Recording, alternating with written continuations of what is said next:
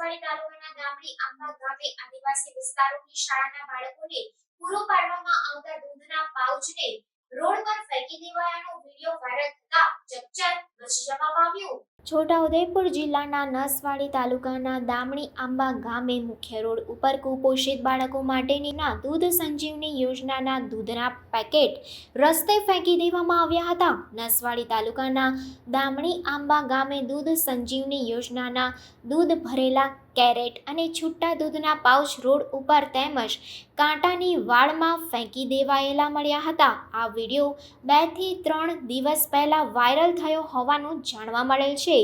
દૂધ બાળકોને મળવાના બદલે જાહેરમાં ફેંકી દેવાતા સરકાર સામે અનેક સવાલો ઊભા થયા છે। તંત્રની ઘોર બેદરકારી સામે આવતા હવે શું પગલાં લેવાય છે તે હવે જોવાનું રહ્યું।